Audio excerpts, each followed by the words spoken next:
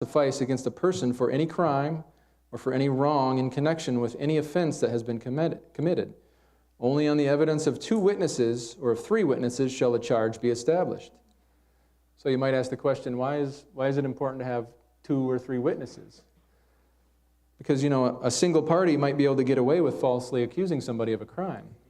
But it's a lot harder for 2 or 3 people to conspire together to get somebody in trouble. Now, it's happened before, but it's a lot harder, right?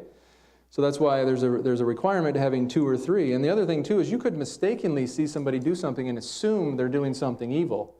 And maybe it was honest, somebody was doing something honest. I saw somebody trying to break into this house. Well, maybe it was the neighbor who had called the person who lives there and was trying to get into the house for the person who lives there. And you saw it and you're like, oh, he's trying to get into the house. Well, if you have 2 or 3 witnesses, that's going to be a lot harder to establish a mistake, right? So we can see that the law requires allegations be evidenced and testified by 2 or 3 witnesses.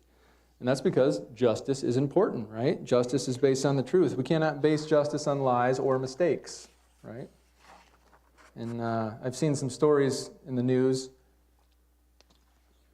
where people have been exonerated after spending years in jail for crimes they didn't commit. There's these nonprofit groups that are basically pro bono lawyers who work for free that help people who are unjustly accused. And one of them in particular is called the Innocence Project. And they go through and they look at old court cases and people that have been in jail, and they go back and investigate things that happened, from prior trials. And many times it looks like the whole justice system, the judges, the lawyers, the witnesses, juries, it looks like they were almost conspiring to get people convicted when there wasn't enough evidence. In fact, there was a man from Detroit who was convicted of killing somebody, and he spent the longest time in jail. He spent 46 years in jail for a crime he did not commit.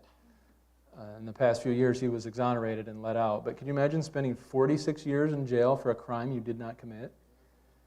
And when everything came out in all the news, it turned out that the man was falsely accused by somebody, and they convicted him on a testimony of one person, and the lawyers actually withheld evidence that would have exonerated him, and the judge knew about it. Now, the judge has since passed on, but the lawyers, they're not going back to jail for 46 years. This man spent 46 years in jail for something that the lawyers and the judge knew was not true. Can you imagine that? Talk about perverted justice, right? They just wanted to have the case closed. They wanted to have a murderer for a dead man, and they had somebody say, this person did it, and they're like, okay, boom, boom, boom, case closed, get rid of it. We solved everything, we did our jobs. And an innocent man spent 46 years in jail. How terrible that would be. And now we have this thing called DNA evidence, where it's overturning hundreds of cases where people, there's evidence of it, DNA evidence, and it's overturning all these cases. It's just perverted justice, and God hates that. He really does. He hates perverted justice. In fact, in Deuteronomy it says, if a malicious witness arise to accuse a person of wrongdoing,